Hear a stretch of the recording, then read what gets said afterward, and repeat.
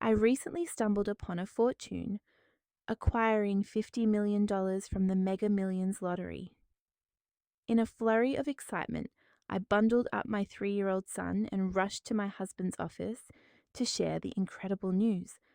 However, upon reaching his door, I overheard the most intimate sounds, a symphony of his voice and that of another woman. All I could muster was a smile, a calculated response that would ultimately lead them to their downfall. My name is Kem.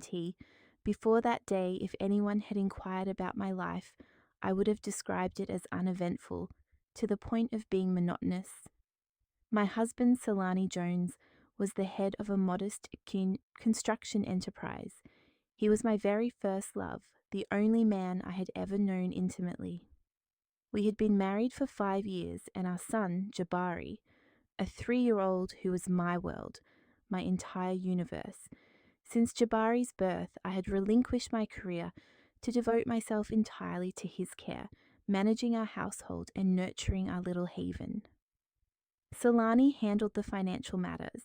He departed early and returned late. Even on weekends, his time was consumed by clients and closing deals.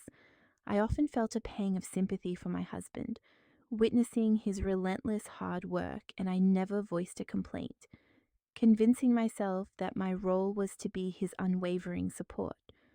Occasionally, Solani would become agitated due to the pressure, but I remained silent and let it pass, believing that every couple experiences their share of challenges. As long as love and family were paramount, everything would ultimately be all right. Our savings were virtually non-existent, as Solani explained that the company was nascent and all earnings needed to be reinvested. I trusted his word without question. It was a Tuesday, and the sun cast a gentle glow over Atlanta, Georgia. As was my custom, after preparing my son's breakfast, I began tidying the house. Jabari was in the living room, engrossed in his Duplo blocks.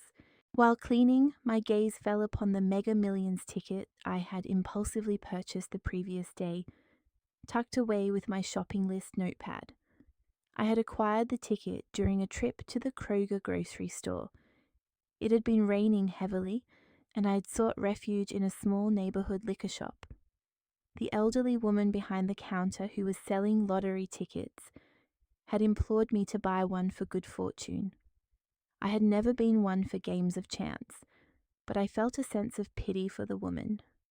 Thus, I opted for a quick pick ticket, randomly selecting numbers significant to our family. My birthday, Solani's, Jabari's, and our wedding anniversary. Looking at it now, I chuckled. It was likely worthless, but as if guided by fate, I retrieved my phone and navigated to the official state lottery website, intending to check it as a jest. The results of the prior night's drawing appeared. I began to murmur the numbers.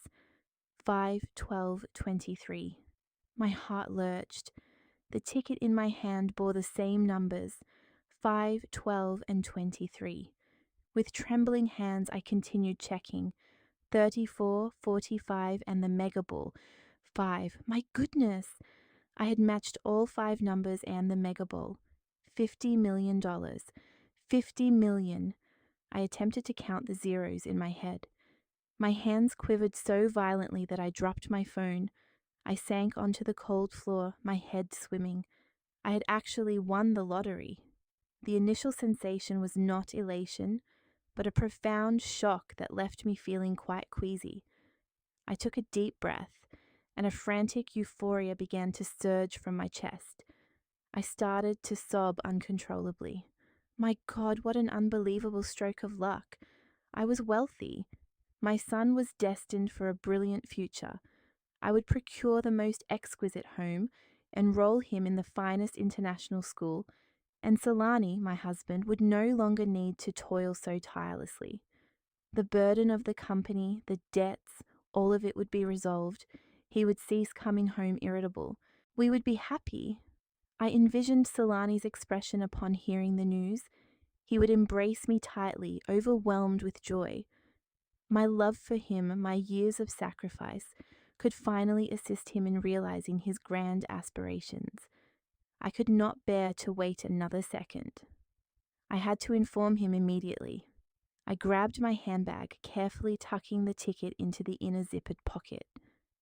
I scooped up Jabari, who looked at his mother with bewilderment.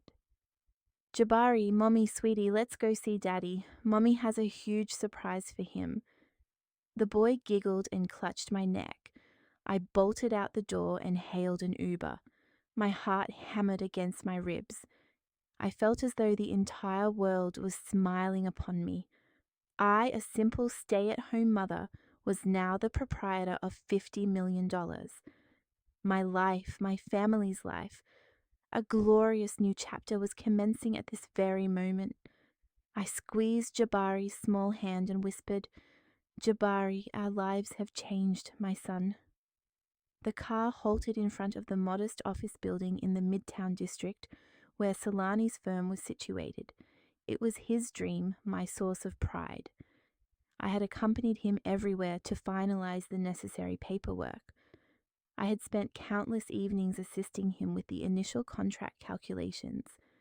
Clutching Jabari in my arms, my heart racing, I stepped inside.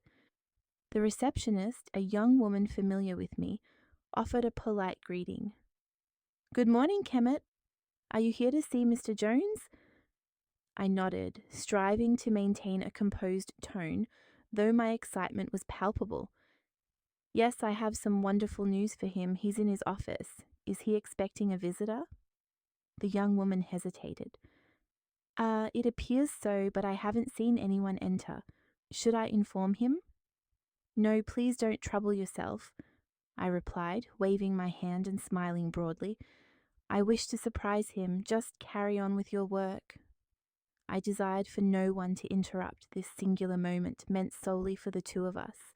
I yearned to witness Solani's reaction firsthand when I revealed our $50 million fortune. I tiptoed down the corridor towards his executive office. The closer I drew, the more my heart pounded. I was on the verge of encountering the love of my life, the individual I cherished without reservation, and about to bestow upon him a gift beyond his wildest imagination. His office door was slightly ajar. Just as I raised my hand to knock, a sound emanated from within that sent a chill down my spine. It was a stifled laugh, a seductive and sweet giggle. "Oh, come on, baby, did you really mean that?" The voice sounded familiar. It was not the voice of a business associate or a client. I froze, a dreadful premonition washing over me. Jabari, nestled in my arms, made a soft sound. I quickly covered his mouth with my hand and hushed him. Then I heard Solani's voice, a voice I knew intimately, but which now held a strangely tender and persuasive cadence. "Why the sudden rush, my love? Let me sort things out with that country bumpkin I have at home. Once that's handled, I'll initiate divorce proceedings immediately." My heart shattered. Country bumpkin. He was referring to me. Divorce. I recoiled, trembling, and sought concealment behind the corner of the wall out of their sightline. Jabari, sensing my distress, remained silent, pressing his head against my chest. The woman's voice sounded again, and this time I recognized it. It was Zahara, the young woman Solani had introduced as his sister's friend, who occasionally joined us for dinner. She was attractive and an engaging conversationalist. I had even found her likable. "And your plan? Do you think it will succeed?" "I heard your wife has some savings." Solani chuckled disdainfully, a laugh entirely alien to me. "She understands nothing about life. She remains confined to the house. She believes everything I tell her. I've already looked into those savings. She mentioned she'd spent it all on a life insurance policy for Jabari. Brilliant. She's effectively cut off her own escape route." I heard the rustle of clothing being removed, the sounds of passionate kisses, and then suggestive murmurs, low moans that, despite my naivety, I understood the implication of. I stood immobilized, The $50 million lottery ticket in my pocket suddenly felt like a scorching ember. Oh my goodness! The elation of mere moments prior vanished, replaced by a bitter, sickening reality. My husband, the man I had trusted implicitly, was betraying me right there in his office, and it wasn't merely infidelity. They had concocted a scheme, a plan to eliminate me. I bit my lip so hard that it bled, desperately attempting to suppress the sob welling in my throat. I couldn't fathom it. The man with whom I shared a bed, the father of my child, referred to me as a country bumpkin, a parasite. Tears streamed down my face, hot and acrid. Jabari, held in my arms, lifted his large, innocent eyes to mine and attempted to wipe away my tears with his small hand. My heart felt as though it had been pierced. What was I to do? Burst in and create a scene? Suddenly, a peculiar sense of calm descended upon me. If I were to confront them now, what would I gain? I would lose everything. I would be the forsaken woman abandoned by her husband, and perhaps even lose my son. I took a deep breath. I needed to hear more. I had to ascertain their intentions towards me. Inside, after their indiscretion, their voices resumed. This time it was Zahara speaking. Solani, what about that plan concerning the $50,000 fake debt for the company? Do you think it's secure? I'm worried. Solani reassured her. Don't fret, my darling. The accounting manager is utterly loyal. The fabricated ledgers, the loss reports, the substantial debt, it's all prepared. In court, I'll assert that the company is on the precipice of bankruptcy. Kemet understands nothing about finances. She'll panic and sign the divorce papers without hesitation. She'll depart with absolutely nothing, and to exacerbate matters, with the reputation of abandoning her husband in his time of need. All the company's tangible assets have already been transferred to a subsidiary under my mother's name. She'll never discover them. The ground seemed to vanish from beneath me. What heartlessness, what depravity! After we marry and the company stabilizes, if I desire him, I shall claim him. This final statement struck me like a sledgehammer to the heart. Even his own son was viewed as a pawn, an object that could be discarded and retrieved at a later time. My tears ceased to fall. An icy chill coursed through my veins. The man within that room was no longer Solani, the husband I adored. He was a monster. I gazed at Jabari, who had fallen asleep on my shoulder. My son, please forgive me. Mummy was far too naive. But have no fear. I will not permit anyone to take you from me. I will not allow anyone to harm us. I held him closer. The $50 million ticket in my pocket was no longer a harbinger of good fortune. It was my weapon. It was the lifeline for my son and me, and it would serve as my instrument of retribution. I turned and departed as silently as a shadow. I could not risk them discovering me. I had to extricate myself immediately. The receptionist observed my departure with a look of surprise. Kemet, leaving already? You didn't even get to see Mr. Jones?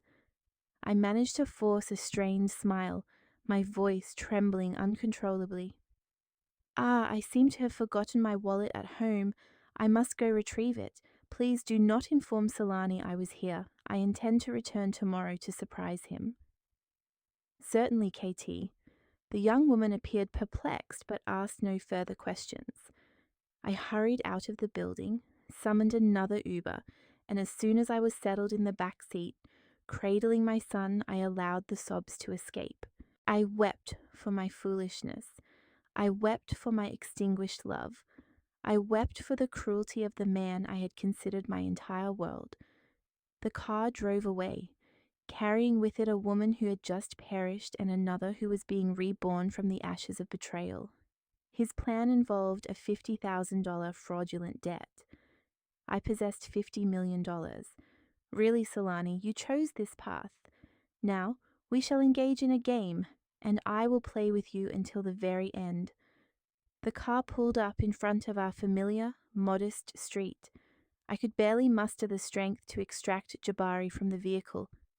My entire body was shaking, not from exhaustion but from overwhelming shock. I paid the driver with trembling hands, nearly dropping the money. I stumbled into the house with Jabari in my arms. Fortunately, he was sleeping soundly on my shoulder and was spared witnessing his mother's pitiful state.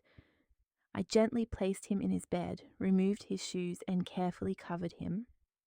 Gazing at his angelic face, I could no longer contain myself. I fled to the bathroom and locked the door. I turned the faucet on full blast, attempting to drown out the sounds of my crying. I sank onto the cold floor, clutching my chest, and wept. I cried as I had never cried before. The tears flowed hot and bitter. I wept for my destiny, for 5 years of affection that ultimately amounted to nothing more than a charade. The man I called my husband, whom I had trusted implicitly, to whom I was about to hand over a fortune, was in bed with another woman. Not only that, he had labelled me a country bumpkin, a parasite. He had cruelly planned to oust me with nothing, and to make matters worse, saddled me with a $50,000 debt, an amount that even if I toiled tirelessly my entire life, I could never repay. He intended to ruin me. He aimed to ensure I could never recover. Why? What had I done wrong? I stayed home tending to our son, cooking, laundering clothes, maintaining an immaculate household. I conserved every penny. I refrained from purchasing new lipstick or a fashionable blouse. It was all for him, for our son, for the purportedly struggling company. And all my sacrifice in his eyes was merely that of a parasite. Suddenly I recalled the $50 million ticket in my pocket and his $50,000 debt scheme. What irony! Never in my life had I felt so utterly ridiculous. Had I not won the lottery today, had I not decided to visit his office, what would have transpired? I would likely have received divorce papers within a few weeks. I would have been stunned by the $50,000 debt. I would have pleaded, begged him, and ultimately departed in humiliation, losing my son and my future. The more I contemplated, the drier my tears became, yielding to a burning ember of rage. No, it was not rage, it was hatred, a hatred that permeated my very being. My love for Solani perished the instant I heard him utter, "He'll stay with his mother for now. Later, if I want him, I'll take him." A father who speaks of his own son as a mere object, a tool to control his wife. He is not human, he is an animal. And I lived with an animal for 5 years without realizing it. I was so foolish. I looked at my reflection in the mirror, a disheveled woman, eyes swollen, face pale, bumpkin. Yes, perhaps I was a bumpkin. I was a bumpkin for believing in singular love, for believing in vows of fidelity. But from this moment forward, that country bumpkin is gone. I must live for my son. Jabari was my life.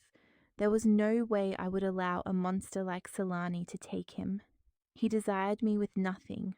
I would teach him what it was like to possess nothing. He wished to play with fabricated ledgers. I would engage him in a far grander game. I took a deep breath and wiped my tears. The chill emanating from the tiled floor brought a peculiar sense of composure. I needed to devise a strategy. This $50 million ticket was a matter of life and death. No one could be privy to it, not even my parents.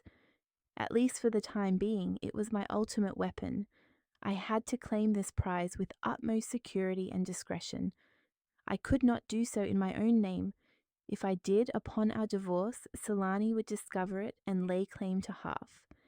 Even if the winnings predated or followed the divorce, he would find a way to seize them. I required an individual of unwavering trust. I had to maintain my facade. I had to continue portraying the role of the naive wife who remained blissfully ignorant. I had to allow Solani and that tramp's little charade to unfold without interruption.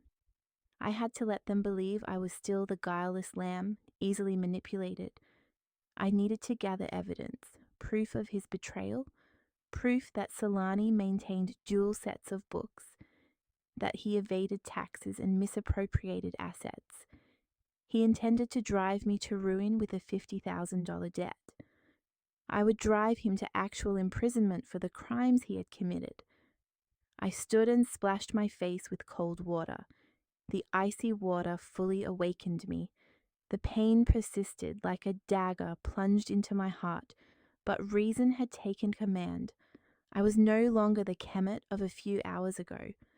Now I was a mother compelled to protect her son, a betrayed woman meticulously crafting her retribution. Solani, you initiated this conflict. Let's observe what this country bumpkin will do to you and your paramour.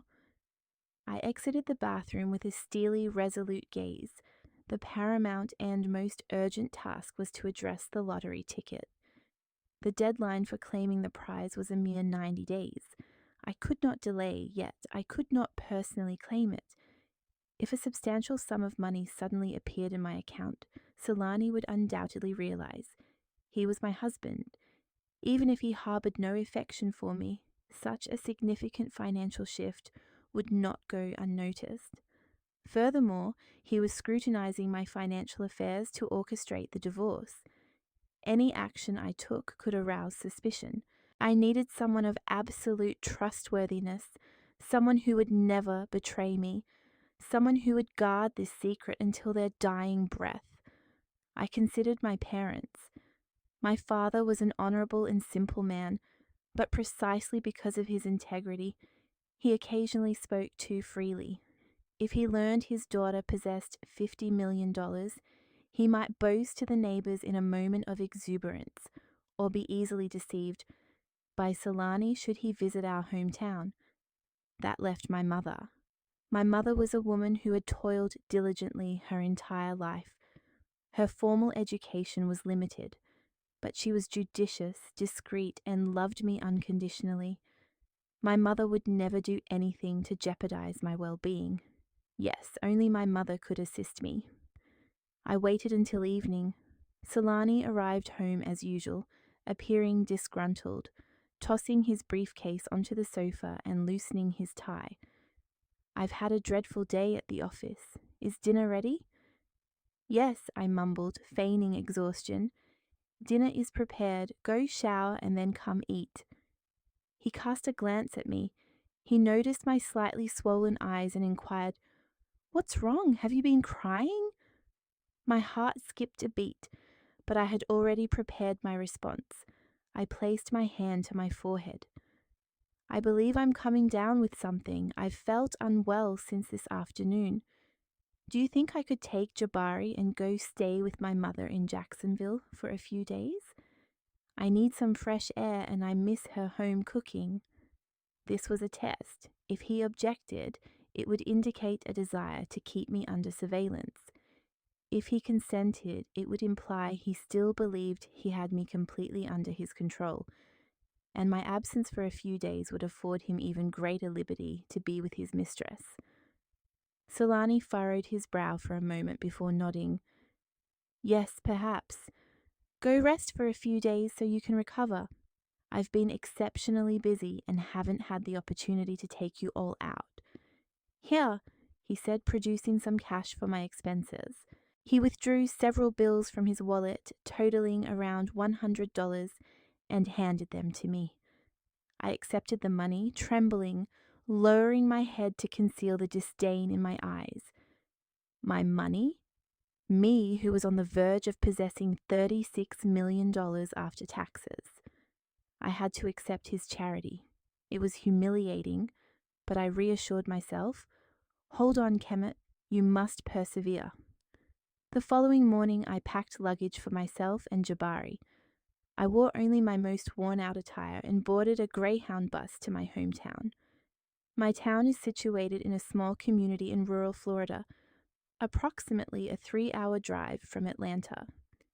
Seated on the bus with Jabari in my lap, I gazed out the window.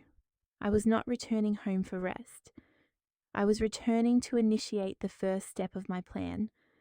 The moment she saw me and her grandson, my mother Sophia, her face lit up. She rushed forward to greet us. "My daughter, why didn't you call ahead? Where is Solani? He didn't bring you." "I've been feeling a bit unwell, so I came to spend a few days with you." I waited until nightfall, when my father had gone to a neighbour's for a fish fry and Jabari was already asleep. It was just the two of us in the small kitchen. I knelt and embraced my mother's legs, tears flowing. This time my tears were genuine. I disclosed everything. "Mama, Solani has betrayed me. He has a mistress." My mother recoiled in shock, dropping the soup ladle. What are you saying, Sanny? Such a good man." I shook my head, my face awash with tears. "He is not good, Mama. He is a monster. He is with Zahara. That girl, he said, was his sister's friend. I discovered them in his office.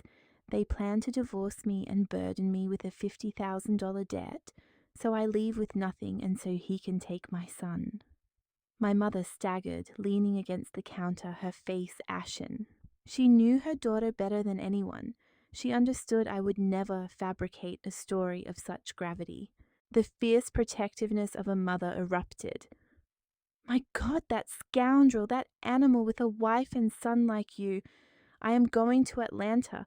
I will tear that woman's eyes out, and I will have a serious conversation with your worthless husband." "No, Mama," I interjected quickly. "If we create a scene now, I lose everything. I will even lose Jabari, Mama." I looked her directly in the eyes, my voice firm yet filled with desperation. "Mama, I implore you, you must help me. Only you can save my son and me." I retrieved a paper-wrapped item from my shirt pocket. It was the lottery ticket. I placed it into my mother's palm. "Mama," I whispered, "I've won $50 million in Mega Millions." My mother's eyes widened. She glanced from the ticket to my face. She assumed I was in a state of shock, perhaps delirious. "KT, my daughter, what nonsense are you speaking?" I began to cry. "It's true, Mama. God hasn't forsaken me. I've won $50 million, but I can't claim it myself. If Solani finds out, he'll seize everything. Mama, you're the only person I have complete faith in. You must collect this money for me. Claim it and have it deposited into your account. This is the capital I need to rebuild my life, to fight for Jabari. You have to keep this a secret. Don't inform Daddy. Don't tell anyone. Can you do that for me, Mama?" My mother, her hands trembling, took the ticket. She possessed limited reading skills, but the figure of $50 million was unmistakable. She looked at me, her gaze shifting from stunned disbelief to deep empathy and finally to a formidable resolve. She was a woman after all. She understood the depth of her daughter's suffering. She gave a firm nod. "Yes, I will. Rest assured, this remains between us and the Almighty. I will not permit anyone to pilfer even a single cent from you. I will go and claim the winnings. Just tell me what I need to do." I embraced my mother tightly. There, in that modest kitchen, the two of us, two black women, now shared an immense secret. A secret that would irrevocably alter the course of both our lives. I meticulously detailed every single step.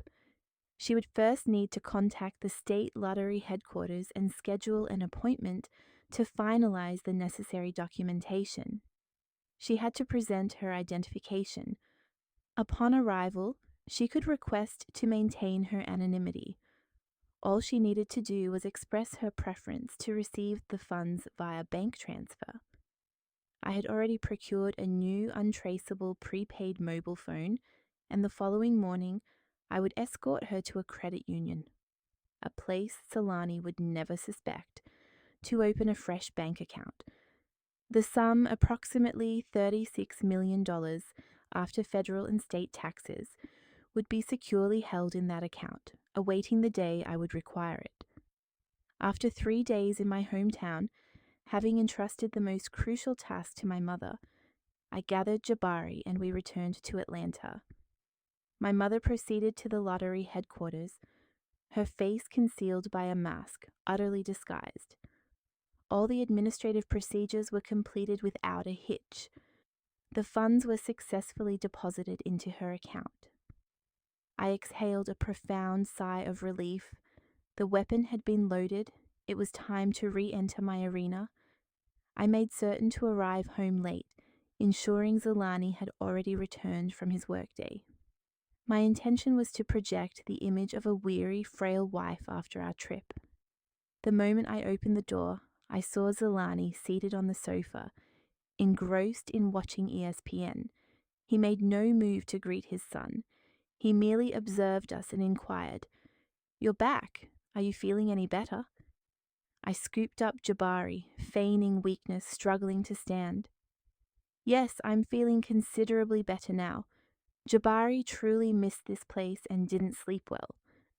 I gently placed Jabari down, and he immediately ran to his father, clamoring to be lifted.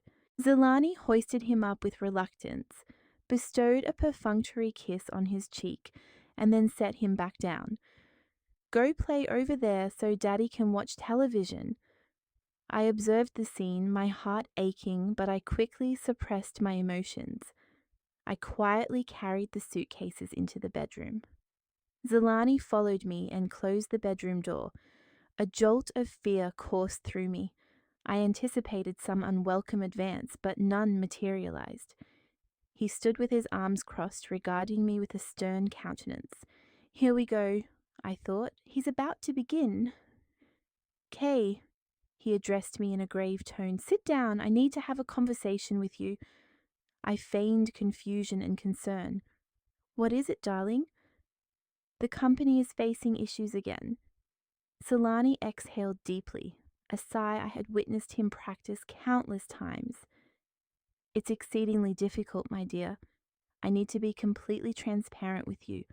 Our most significant clients have terminated their contracts. The merchandise we recently imported has been detained at customs, and I'm unable to secure the necessary funds. I'm on the brink of financial ruin." My eyes widened and I instinctively covered my mouth with my hands. My performance was so convincing that even I was taken aback. "Oh my goodness, how did this happen? What are we going to do, darling?" Zalani scrutinized me with a questioning gaze. "I've been borrowing money from every conceivable source. I've already approached all my acquaintances. Now all that remains is the bank, but they require collateral, and our home is still under mortgage." He paused as if each word was an immense effort. "I've heard that life insurance policies for children are quite beneficial, my dear. They safeguard their health in the event of illness, and they also accumulate funds for college." I lifted my tear-filled eyes towards him, my voice choked with sobs. "I was going to tell you when you were in a better mood and when work was going well. I had no idea the company was in such dire straits. I have nothing left. I've spent it all, darling." "What?" Zalani exclaimed. He seized my shoulders and shook me forcefully. "What are you claiming? What did you expend it on? That amounted to thousands of dollars. I explicitly instructed you to set it aside for emergencies." The physical discomfort was negligible compared to the profound ache in my heart. I wept, sobbing and stammering out my story. "It was for Jabari. He was unwell. I felt so terrible for him. I made a mistake, didn't I, darling? I am truly sorry. I simply wanted to secure our son's future." For a fleeting second, I distinctly perceived a flicker of relief in Zalani's eyes, perhaps even a hint of joy. He believed me. He truly believed that I, his foolish wife, had just eliminated his final avenue of escape. Once invested in insurance, that money was effectively lost. It could not be readily withdrawn for division in a divorce. Everything was unfolding precisely according to his malicious design. He released me and emitted a sigh. He mimed placing his hand to his forehead, massaging his temples with an expression of deep pain and disappointment. "Good heavens, what have you done? That money was intended to save the company. Why did you not consult me first? Now we are truly finished. We have lost the funds and the company is practically bankrupt as well, he grumbled, pacing back and forth across the room. He was finalizing his portrayal of the devoted husband, the unfortunate executive. I could only sit there and weep. I am so sorry, I had no idea. What is to be done now? Perhaps I could journey to my hometown and solicit assistance from my parents. Forget about it, Zelani interjected immediately. Your parents in rural Florida possess meager financial resources, do they not? Even if they were to liquidate all their land holdings, it would scarcely suffice. It is concluded. There is nothing further to be done.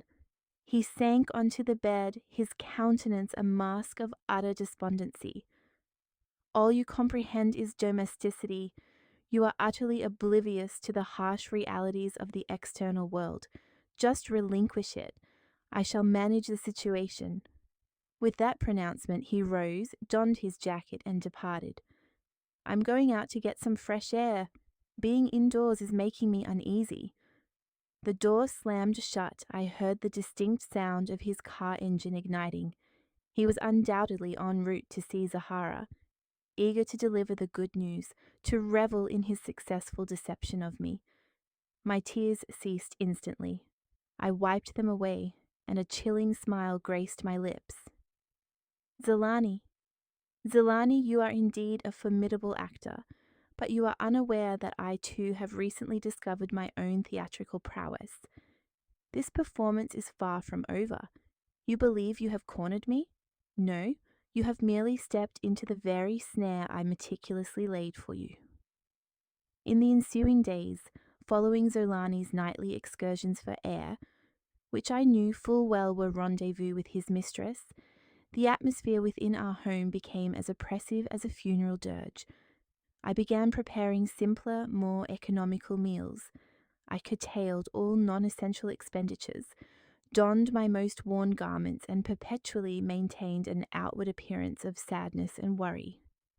I regarded him with a compound expression of commiseration and guilt. My apparent contrition and profound regret for my perceived misstep, particularly after the insurance episode, seemed to please him immensely. He was convinced I had fallen entirely into his trap. When I sensed the opportune moment had arrived, one evening after Jabari had fallen asleep, I presented him with a glass of warm water. Darling, I began, my voice tinged with sorrow, I can no longer bear to witness you in such distress. I deeply regret my error. He was fully aware that my presence offered no tangible solace. However, the notion of me toiling without compensation, coupled with my humble demeanor and evident desire for redemption, likely appealed to him. Furthermore, I surmised he believed that by having me within the company's premises, under his direct supervision and in close proximity to his paramours, he could effectively control me. His objective was to force me to witness firsthand the company's purported decline, thereby ensuring I would sign the divorce papers without hesitation when presented. He sought to subject me to a double humiliation. After a protracted silence, he clicked his tongue in mild exasperation. Very well, he conceded. If that is your fervent desire, so be it. However, I must caution you. The office is not our domestic sphere. You will execute my directives without complaint, and you will refrain from discussing domestic matters or our child within the company. Do you comprehend? I nodded eagerly, my elation palpable as if I had just secured an Olympic gold medal. Yes, I understand completely. Thank you, darling. I promise not to disappoint you. I will conduct myself with utmost propriety. And Jabari? He inquired, his tone laced with a hint of paternal concern. I have already made arrangements for him. In the morning, I will enroll him in a private childcare facility situated conveniently near the company premises, and I will collect him in the afternoon. I shall endeavor to organize everything efficiently. Zelani nodded in approval. Excellent. You shall commence on Monday. Ensure your attire is presentable, so as not to bring embarrassment upon anyone. With those parting words, he rose and retired to the bedroom, leaving me alone in the living room. I quickly wiped away my tears, but they were not tears of shame. They were tears signifying the very first successful stride forward. "Zelani," I mused silently, "you have, in effect, flung open the door to the tiger's lair for me. You perceive me as a docile sheep, yet you are unaware that I have entered this domain to unmask the wolf in sheep's clothing that you truly are." The following Monday, I transported Jabari to a private daycare facility located a mere 2 blocks from the company. My heart ached profoundly as I watched him cry, clinging to me. I offered him reassurance. "Jabari, be a good boy and wait for Mommy. Mommy is going to work and will return for you. Mommy promises to provide you with the most wonderful life imaginable." I deliberately selected my most outdated clothing, a faded yellowish-white shirt and a pair of threadbare black trousers. I gathered my hair into a simple bun and eschewed any makeup. Gazing at my reflection in the mirror, I presented the quintessential image of a rustic, unsophisticated individual. It was imperative that I maintain this facade. As I entered the company premises, my heart pounded erratically.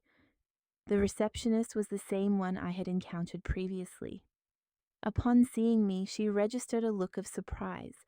I managed a strained smile.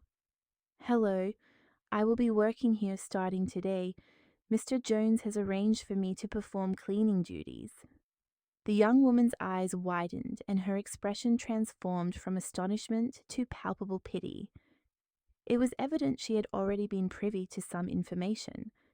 Naturally, the narrative of a director teetering on the brink of insolvency, whose wife was compelled to work without remuneration to alleviate their debts, must have been a poignant tale that Zolani had fabricated and disseminated to the employees. Zolani emerged from his office, and he was not alone. Accompanying him was Zahara. On that particular day, she was attired in a form-fitting wine-red designer dress that accentuated her curves. Her hair was styled in elegant waves, her makeup flawless, and she exuded the aura of expensive perfume.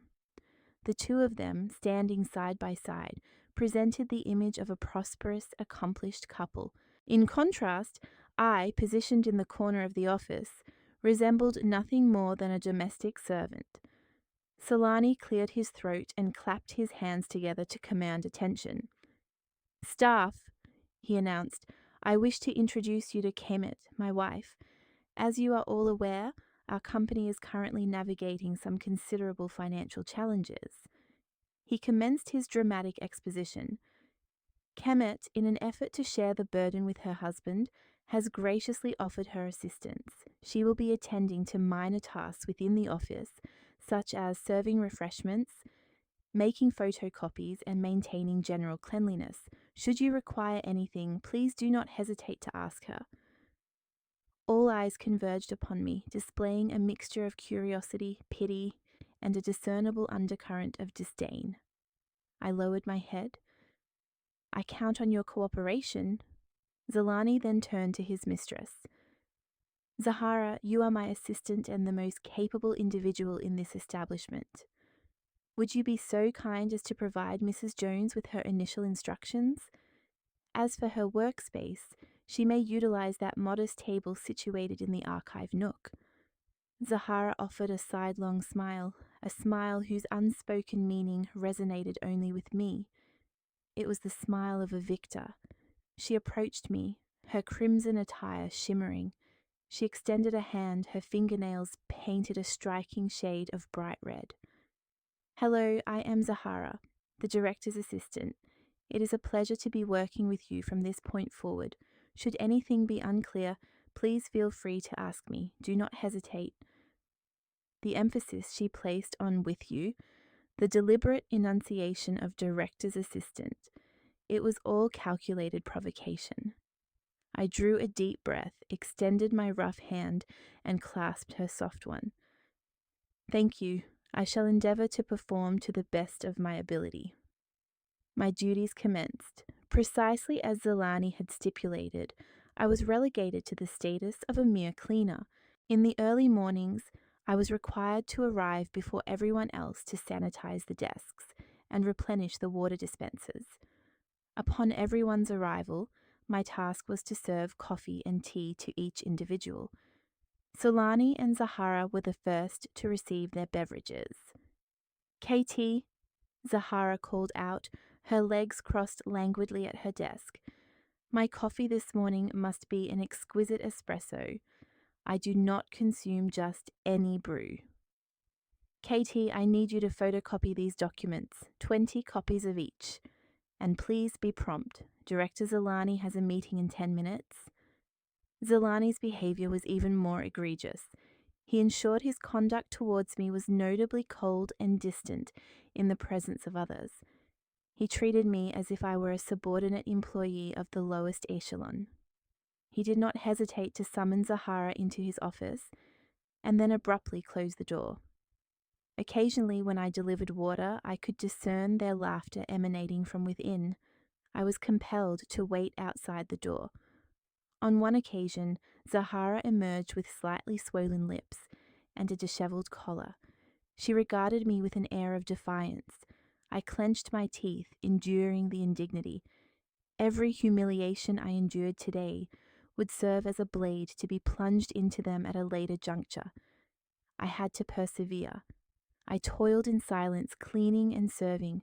I deliberately acted clumsy and slow, hoping to incite even greater contempt.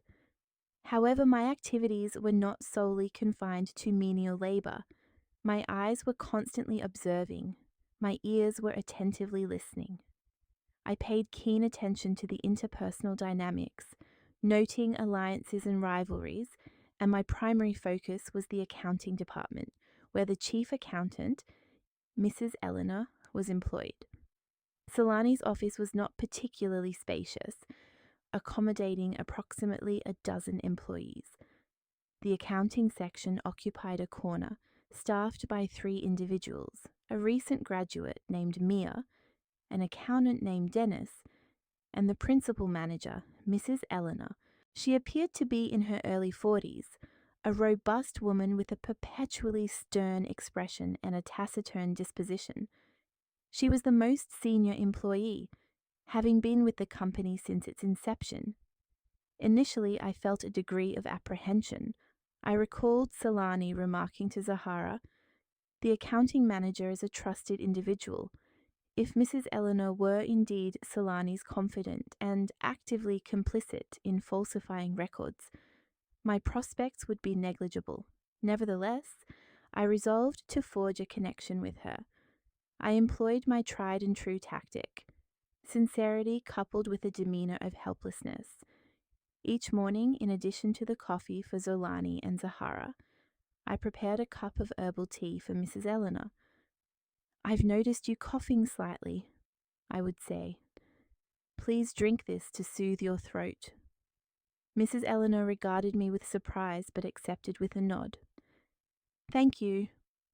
At lunchtime, while everyone else departed to dine elsewhere, I remained at the office, bringing a Tupperware container from home. It contained plain white rice, some steamed vegetables, and a fried egg. This was a deliberate choice. Mrs. Eleanor also customarily brought her own lunch. I casually observed her container and noted its similarly simple contents. I approached her to engage in conversation. "Mrs. Eleanor, please enjoy your meal. My own food is rather modest, but I brought some pickled okra that my mother sent. Would you care to sample some?" I offered her a small jar. Mrs. Eleanor's gaze softened slightly as she looked at me. "You lead a difficult life, caring for your son and working here at the company lately." She sighed. I seized the opportunity, my eyes welling with tears. "Mrs. Eleanor, is the company truly experiencing such severe financial difficulties? I am so terribly worried. Zelani returns home perpetually agitated. Sometimes he doesn't return home at all. I am so afraid. What if the company ultimately declares bankruptcy? I don't know how my son and I will manage to survive." My intention was to convey an image of trustworthiness, while simultaneously appearing naive and utterly lacking in accounting expertise.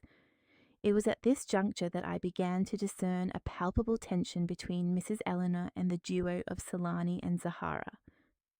Zahara, in her capacity as the director's mistress, frequently frequented the accounting department to issue directives. Mrs. Eleanor, why is this budget approval taking so long? Director Zolani is awaiting it. Eleanor, my advance for representation expenses has yet to be approved. Do you not realize the demands on my time? Mrs. Eleanor, given her seniority and veteran status, felt profoundly insulted by the audacious pronouncements of a young woman who treated her with such disrespect. Her face would flush with indignation, but she would manage to suppress her pride. I understand. You may leave. When it is ready, I will inform you. I was positioned nearby, engaged in cleaning a table, and I witnessed the entire exchange. After Zahara's departure, Mrs. Eleanor muttered, "An insufferably arrogant child who fancies herself important. Such a profound lack of respect."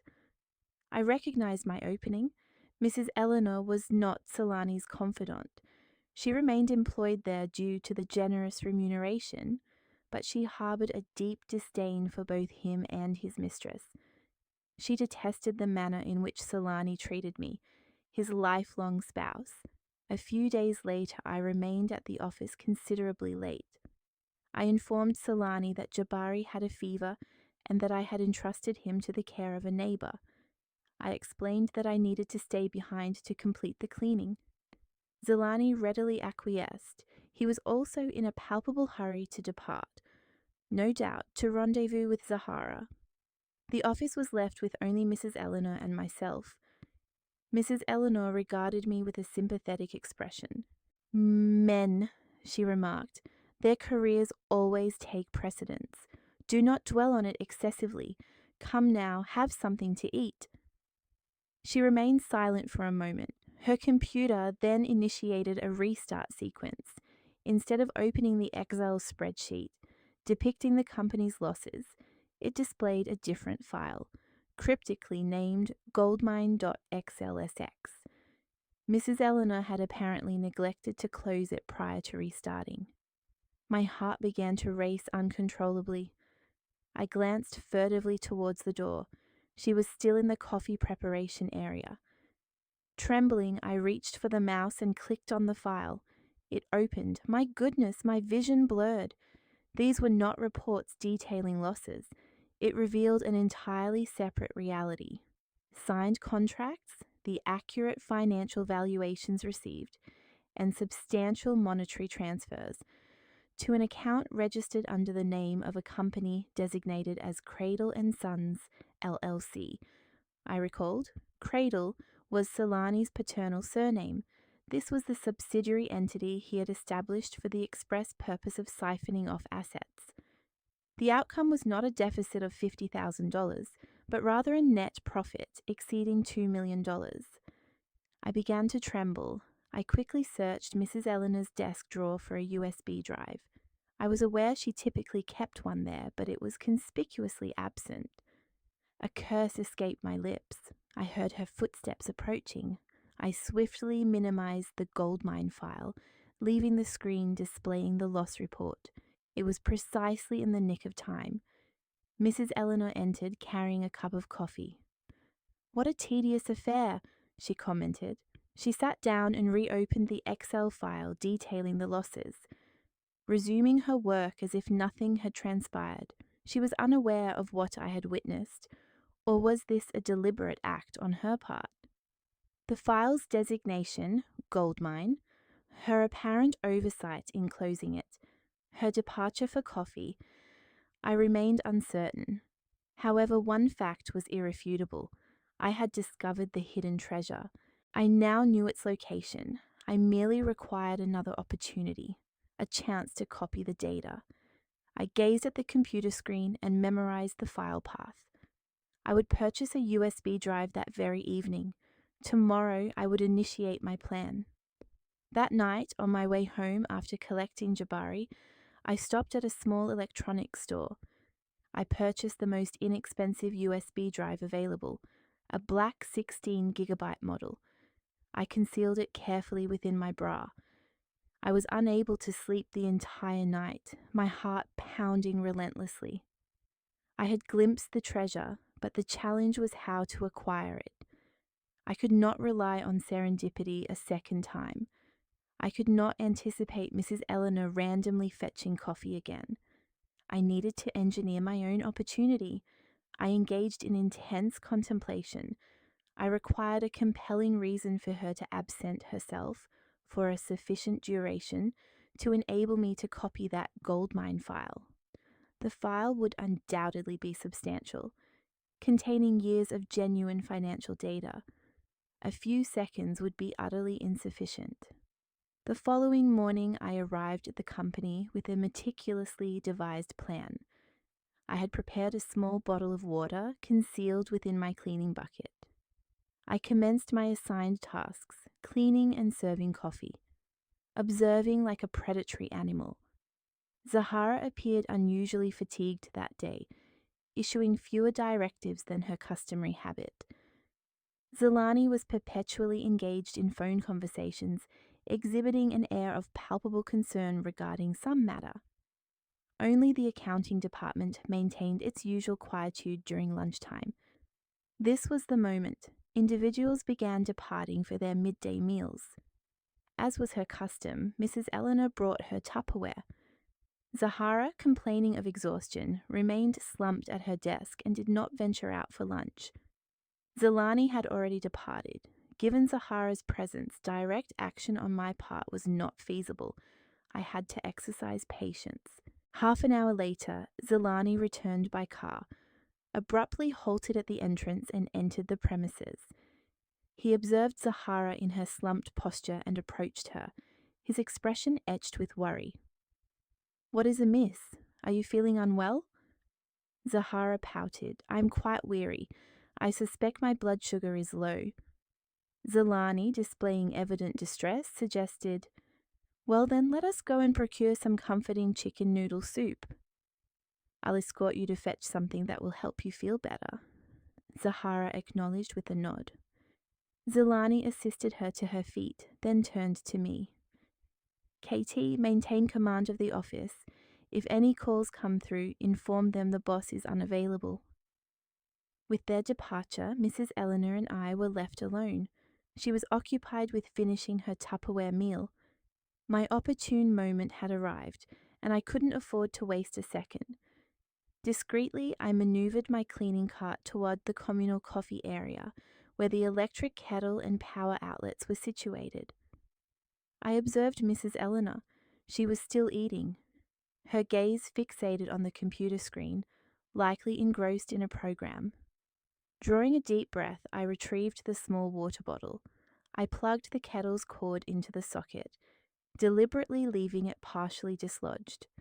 Slowly, I began to pour the water, not into the kettle itself, but directly onto the wall outlet. It happened swiftly. A sharp crack, a flash of blue electricity arcing from the outlet, and the distinct odor of burning permeated the air. Instantly, the circuit breaker in the corner of the office tripped, plunging the entire space into darkness. Mrs. Eleanor's computer powered down, and the audio from her program ceased. "My goodness, what was that?" Mrs. Eleanor exclaimed, nearly dropping her Tupperware.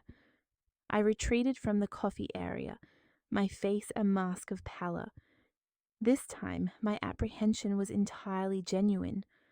I stammered, my voice quivering. "Mrs. Eleanor, I was just plugging in the kettle, and suddenly it sparked.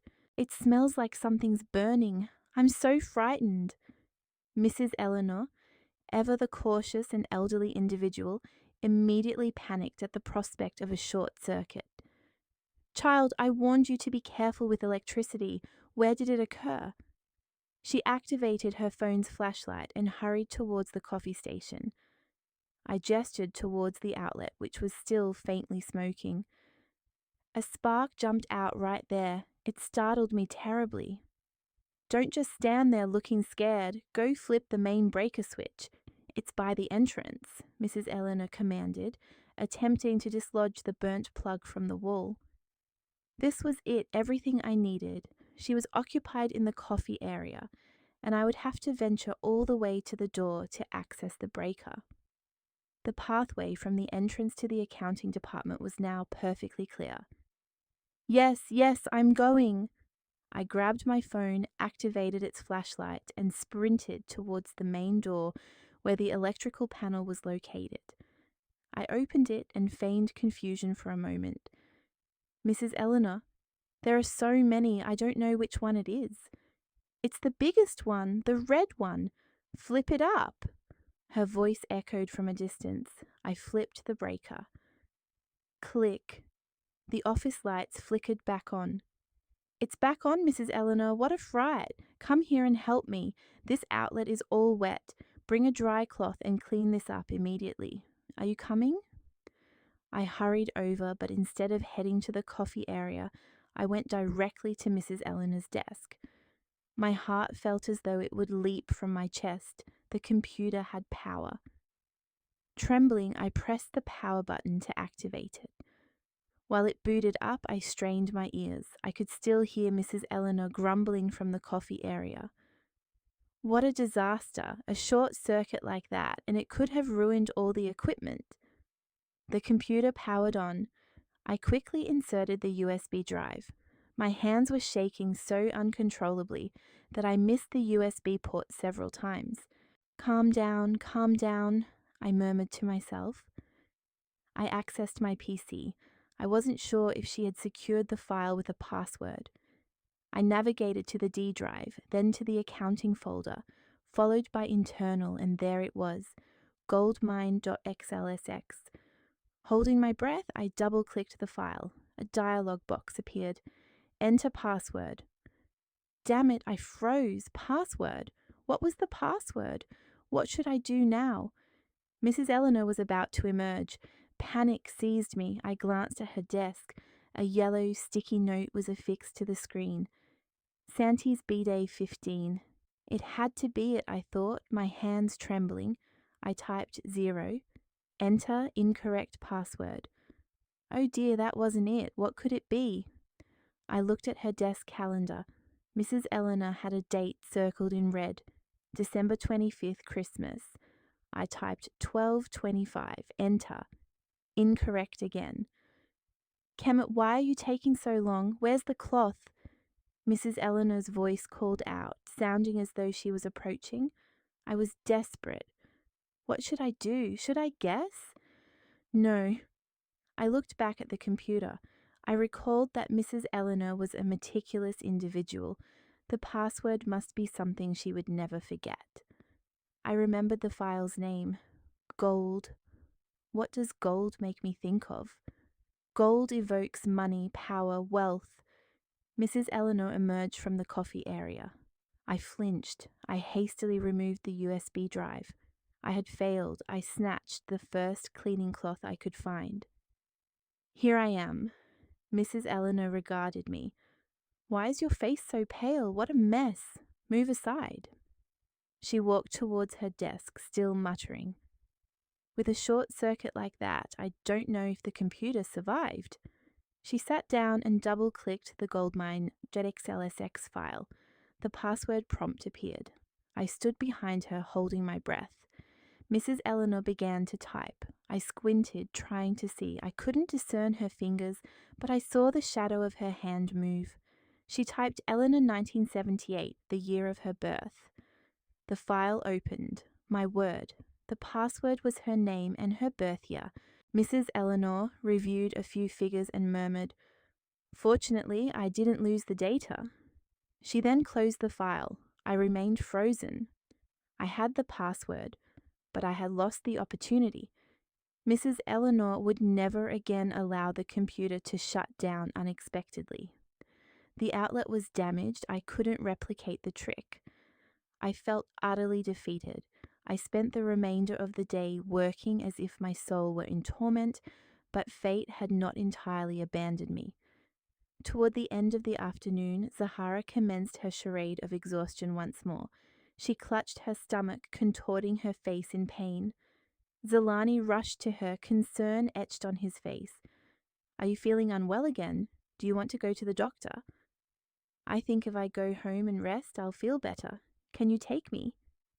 Zalani nodded and turned towards the accounting department. "Mrs. Eleanor, the quarterly accounts will have to wait until tomorrow. Zahara and I need to leave now. You'll be responsible for locking up." "Very well, Mr. Jones." Zalani and Zahara departed. The other employees also began to leave. Approximately 10 minutes later, I accessed my USB drive. Right-click, paste. The progress bar appeared. 10%, 30%, 50%. The file was substantial, exceeding 300 megabytes with all the scanned contracts. 70%, 90%. Suddenly I heard footsteps in the hallway. My heavens, who had returned at this hour? Panic set in. I wanted to pull out the USB drive, but the file was still copying. If I interrupted it, I would ruin everything. The footsteps grew closer. They stopped directly at the office door. The sound of a key turning in the lock. Click. The door opened. It was Mrs. Eleanor. She had returned. I stood petrified beside the powered-on computer, the progress bar blinking in the center of the screen. Mrs. Eleanor looked at me, then at the computer screen, and finally at my USB drive connected to her machine. Her complexion shifted dramatically. "What are you doing, Kemet?" Her voice trembled. I was at a loss. I was finished. She was going to scream. She would call Zalani and I would lose everything. I stammered. The progress bar reached 100%. "Copy complete." Mrs. Eleanor saw the message. She looked at me with a complex expression, a mixture of anger, fear, and something else. Desperately, I knelt down. "Mrs. Eleanor, I implore you, I beg you, please don't tell Zalani." Mrs. Eleanor raised her hand, signaling me to be silent. She quickly moved to the door and peered into the hallway. No one. She firmly closed the door and locked it. Turning back to me, still kneeling, she said, "Get up." Her voice was cold. "What did you want that for? Tell me the truth. You already know everything, don't you? About Zalani and Zahara?" I was in shock. "Ah, you know." Mrs. Eleanor let out a bitter, weary laugh. "In this company, who doesn't know? Only you, who he thinks is a fool. I came back because I forgot my phone, but it seems I returned at the opportune moment." "Mrs. Eleanor," I began to cry. "I beg you, he is so cruel. He wants to divorce me. Leave me with a debt of $50,000. Him and Zahara. I have to save myself. I have to save my son." Mrs. Eleanor regarded me for a long moment, then sighed. "I know, I've been working here a long time. I know what kind of person he is. He uses me to falsify the books, to evade taxes. I've turned a blind eye because of the money, but I'm also a woman, and I'm disgusted by the way he treats you." She bent down, retrieved my USB drive from the computer, and handed it to me. "Take it. Pretend I didn't see anything. Pretend I didn't come back today." I couldn't believe it. "Just go," Mrs. Eleanor said in a firm voice. "Take that and don't show up here again starting tomorrow. With this in your hand, you no longer need to pretend to be the cleaning lady. And don't say I was the one who helped you. I don't want any trouble. My help is my way of atoning for some of my guilt." It was her. She had deliberately left the password visible that morning. I looked at her, my face streaming with tears. "Thank you, I will be eternally grateful." "Don't thank me, go quickly," she urged, pushing me gently. "And use that intelligently. Don't let him know you have this until the very last moment." I nodded repeatedly. Clutching the USB drive, my most prized possession, I bowed to Mrs. Eleanor and fled the office. I ran as if my life depended on it, safeguarding my salvation and that of my son. I possessed the evidence. Now, Zalani, await your reckoning. Following that fateful evening, I did not return to the company. The subsequent morning, I contacted Zalani using my customary weak, trembling voice. Honey, I'm so sorry, I won't be coming into the company anymore. Zalani's voice boomed over the phone. What's wrong now? You just started and you're already complaining. No, it's not that. Yesterday, Zahara insulted me. She called me a parasite, a hindrance. I felt so utterly humiliated. I can't take it anymore. I'd rather stay home and take care of our son, please. I knew with absolute certainty that Zalani would never question Zahara about the veracity of her claims. Hearing that I felt humiliated and was withdrawing voluntarily, he could only be pleased. Fine, do as you wish. He then hung up. Thus, I reverted to my role as a stay-at-home mother, but my mind was far from domestic concerns. I made several duplicate copies of the USB drive. I entrusted one to my mother for safekeeping in her deposit box. I concealed another within an old stuffed bear belonging to Jabari, and a third I encrypted and stored in an anonymous cloud storage service. The weapon was prepared. I was merely awaiting the opportune moment, and that moment arrived sooner than I anticipated. Zalani began returning home more frequently, though not for shared meals. He came to retrieve belongings. He took his finest suit, his expensive cologne. He was openly relocating. Zahara, just as I suspected, was indeed pregnant. She visited the company less often. Zalani informed me he had to travel extensively for work, but I knew he was residing in another apartment with his pregnant mistress. One day, as I was feeding Jabari applesauce, Zalani suddenly entered, his face a mask of fury. Strangely, he did not shout at me. He sat on the sofa and stared at me. Kemet, I need to speak with you. I jumped up, feigning surprise. Yes, is it something important? He proceeded directly to the point. Perhaps he believed I was so utterly defeated and useless that the pretense of a failing company was no longer necessary. I want a divorce. Those two words, despite having rehearsed them 1,000 times, still sent a pang through my chest. The ache was profound. Oh, what are you saying? I dropped the applesauce spoon. Zalani laughed disdainfully, the same cruel smile I had witnessed at the office. You heard me correctly. Divorce. I feel nothing for you anymore. Living with you is absolute hell. I leaped to my feet, my voice trembling. You feel nothing anymore? How dare you say that? What about our son? What about our child? Zalani shrugged. Don't worry, even after the divorce, I'll fulfill my responsibilities, but frankly, I've already found someone else. He admitted it. He confessed it openly. Who is it? Is it Zahara? I shrieked. Zalani offered a wry smile. You already knew, that's even better. Yes, it's Zahara. She's better than you. He paused as if to deliver the final blow. She's carrying my child. My God, even knowing, even having heard it, when he stated it shamelessly to my face, I felt my blood boil. You are an animal, I screamed, lunging at him, scratching his face. How dare you? How dare you do this to us? What did I do wrong? I sacrificed myself for you, and you go to bed with another woman and get her pregnant, you scoundrel. Zalani easily pushed me away. I landed on the floor. He straightened his shirt and looked at me with utter disgust. Are you finished with your performance? It's because of that attitude of yours that I grew tired of you.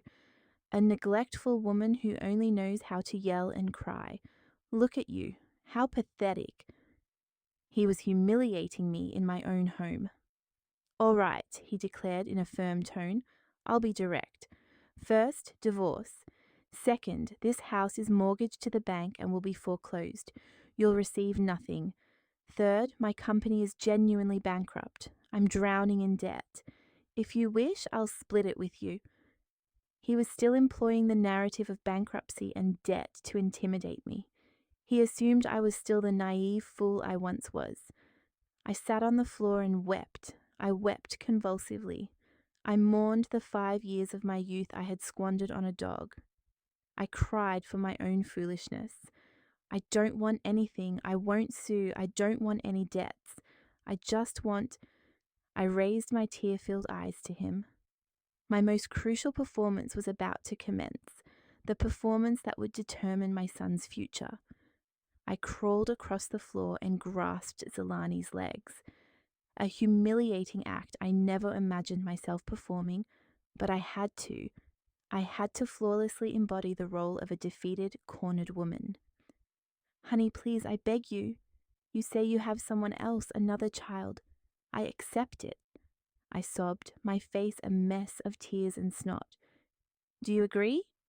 I nodded vigorously, overjoyed like a castaway discovering a life raft. Agreed to everything. Prepare the papers. I'll sign. The papers were already prepared. He coldly tossed a stack of documents onto the table, just as in the nightmare I had envisioned. The mutual consent divorce agreement, already bearing his signature, pointed to the clause. No shared assets exist. No shared debts exist. The minor son, Jabari Kemet, remains under the custody of the mother, Kemet. The father, Zelani, is exempt from paying alimony. It was even crueler than his original plan. He hadn't even written temporarily. He had written exempt to absolve himself of all obligations. Sign. He flung the pen at me. Trembling, I picked up the pen. Tears fell once more, but this time no one knew they were tears of triumph. He, with his arrogance and cruelty, had just gifted me the greatest boon imaginable. He had just signed his own demise. I signed Kemet Jones. My signature this time was resolute and strong. Zelani snatched the paper from my hand, verified the signature, and smirked with satisfaction. Excellent. Now, gather your belongings and the children and disappear. The bank is coming to foreclose on the house this week. I don't want them finding you here. It would be another complication. He lied without a flicker of hesitation. The house was being paid for, but with his company's actual funds. He could have settled it entirely. He simply wanted me gone as swiftly as possible. I'll be at the family court the day after tomorrow at 9 a.m. Let's conclude this. With that, he turned to depart. He didn't even glance into the room where his own son was playing. The door slammed shut. I remained seated on the floor. The crying ceased. I slowly stood up and dried my tears. A cold smile spread across my lips. Zelani, you've played your part. Now it's my turn to take the stage. I walked into the room and hugged Jabari tightly. Jabari, my darling son, we are free. Come, my love. Let's pack. We're going to a much better place. My son looked at me, bewildered, then smiled. His smile was my sunshine. Indeed, I was going to provide my son with the finest life imaginable, armed with my $36 million and with his father's downfall. On the day of the hearing, a torrential downpour drenched Atlanta, as if the sky wept to cleanse the last vestiges of my 5-year marriage. With Jabari in my arms, I deliberately donned my oldest attire and lingered near the courtroom entrance. Zelani and Zahara arrived later. He was driving a luxury vehicle I had never seen before. He opened the door and assisted Zahara out as if she were royalty. Zahara wore an elegant maternity dress, sunglasses, and an expression of haughty disdain. Her pregnancy was already apparent. They strode past me. Zelani didn't even acknowledge his own son. He glanced at me and gruffly said, "Get in, let's get this over with." The mutual consent divorce hearing was astonishingly brief. The judge, a woman with a weary demeanor, reviewed the file. "Kemet and Zelani, have you thoroughly considered this?" We both responded in unison, "Yes." The parties agree that the minor son, Jabari Kemet, and the father, Zelani, is exempt from paying alimony. No shared assets or debts exist. Is this correct? My heart sank at the mention of being exempt from alimony, but I feigned a lowering of my head and mumbled in a trembling voice, "Yes, it's correct." Zelani replied clearly and firmly, "Correct, Your Honor." Zahara, seated in the back row, offered a sidelong smile. Her smile was like 1,000 needles piercing me. "Just wait, my dear. Laugh now, for soon you will weep. The court approves the divorce agreement. As of this day, you are no longer husband and wife." The gavel struck. Boom! A sharp sound that signaled the end of everything. I departed the courthouse with Jabari in my arms. Zelani and Zahara were ahead, whispering and laughing as if they had just shed a considerable burden. He didn't even turn to bid his son farewell. I stood in the pouring rain, clutching my son tightly. I was free, a 32-year-old woman betrayed by her husband with nothing, a child in my arms in the midst of a downpour. This was the image Zelani wished to witness, and it was the image I presented to him, but he was unaware. Tucked within the pocket of my old coat was a brand new burner phone, and in my mother's bank account, $36 million. I did not return to the dilapidated rental room I had moved into after leaving their residence. No, that place was merely part of the elaborate charade. I scooped up my son and hailed a luxury Uber to the most exclusive district of Atlanta's suburbs, a high-rise condominium complex overlooking the Chattahoochee River. "Please."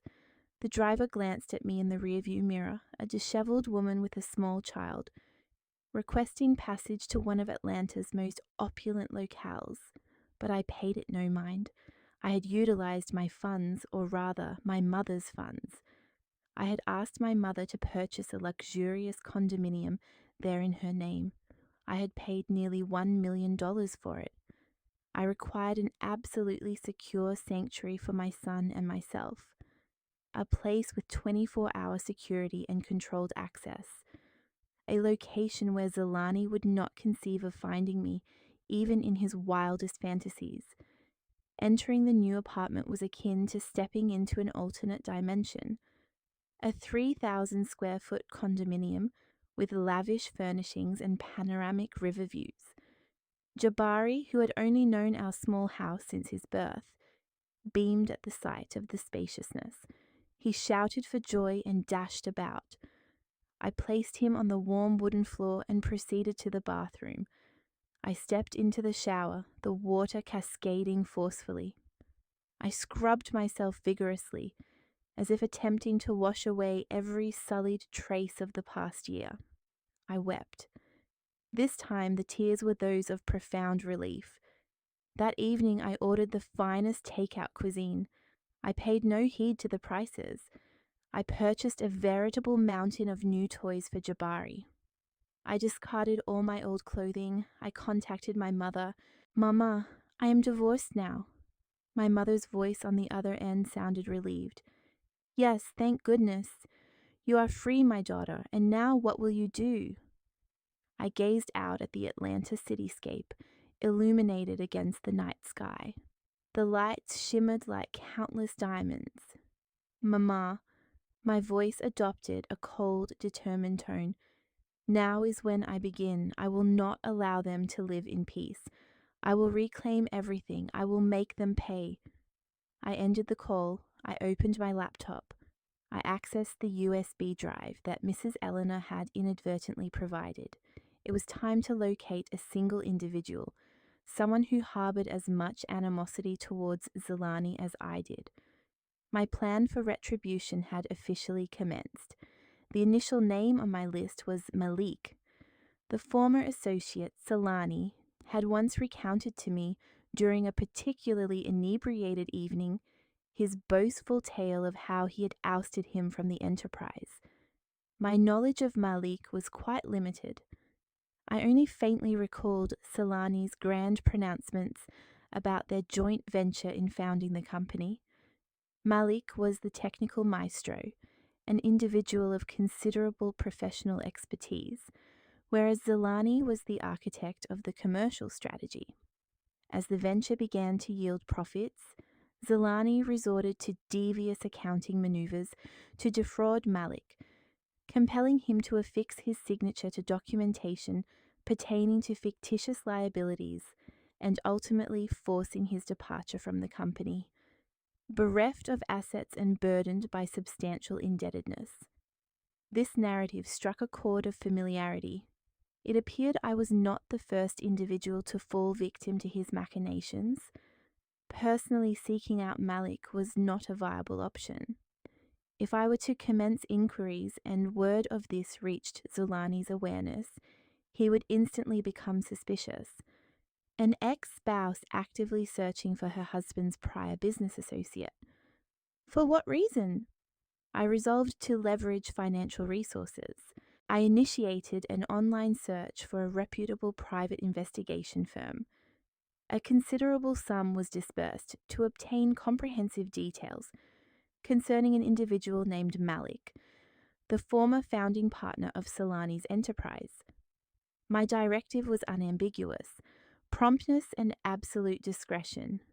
3 days later, a substantial dossier materialized on my desk. Malik, 42 years of age.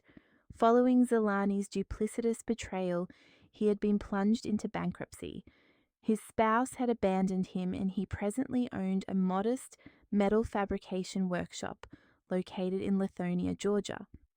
The workshop was operating at a deficit, encumbered by liabilities to financial institutions and private lenders. He was cornered, an ideal situation. A man with nothing left to lose represents the most formidable ally. I piloted my brand new vehicle, naturally registered under my mother's name, towards Lithonia. My attire was understated. I opted for a simple yet meticulously maintained skirt suit. My intention was not to intimidate him, but equally, I did not wish for him to dismiss me lightly. Malik's workshop was situated on an unpaved thoroughfare. It was a dilapidated structure, with the percussive symphony of lathes and welding equipment resonating from within. Upon entering, the pervasive aroma of oil and rust permeated my senses. A man in his middle age, disheveled and with a face smudged with grease, was attending to a piece of machinery.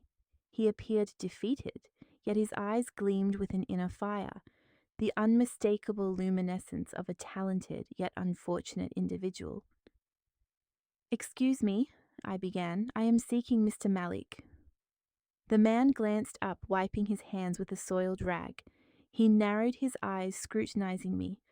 "That would be me. Who is inquiring?" he asked. "Are you here to make a purchase?" I conveyed a negative response. "I am not here to acquire anything. I wish to engage in a conversation with you. A matter of considerable importance." Malik's gaze swept over me, his expression one of suspicion. "I have no time to spare," he stated. "As you can observe, I am occupied. If it is not business related, I must ask you to depart." "The matter pertains to Solani," I revealed. The words had barely left my lips when the wrench in his hand clattered to the floor. He sprang to his feet, his physique taut as a violin string, his eyes blazing with fury. "What did you say? Solani, who are you?" I met his gaze directly and declared, "My designation is Kemet. I am Solani's former wife." Malik stood momentarily stunned, then let out a bitter laugh. "Ex-wife? What kind of charade is this? Did he dispatch you here to seize this derelict workshop? Inform him I would sooner embrace death than relinquish it. I was deceived once. That was more than sufficient." "You are mistaken." My voice adopted a steely cadence. "I am precisely like you. I, too, was recently ensnared by his deceit, ejected from my home with not a single coin to my name. He pilfered everything from me and now revels in his prosperity with his paramour." Malik's countenance, previously contorted with rage, gradually shifted to one of astonishment. He regarded me, perceiving the genuine sincerity in my eyes. He recognized the shared animosity that consumed him. "Are you serious?" he stammered. "I did not come here to lament." I advanced closer. "I came to pose a question. Do you harbor animosity towards him? Do you desire to reclaim all that he has absconded with from you? Do you wish to witness his financial ruin, leaving him as destitute as he rendered us? Within the confines of that cacophonous, grimy workshop, two individuals, two casualties of Zelani's treachery, exchanged glances. I observed a spark reigniting in Malik's eyes, a phoenix emerging from the ashes. He clenched his jaw. Hate. I wish to rend him asunder. I desire to see him deceased. I offered a subtle nod. Excellent. Then, Mr. Malik, let us forge an alliance. Malik regarded me with renewed suspicion. Partners? How? You claim to possess no capital. I too am on the brink of insolvency. What can two individuals devoid of resources achieve against him? A faint smile, long suppressed, touched my lips. You are partially correct. You are indeed nearing closure. I, on the other hand, I opened my briefcase, extracting a dossier. I possess nothing save for two crucial elements.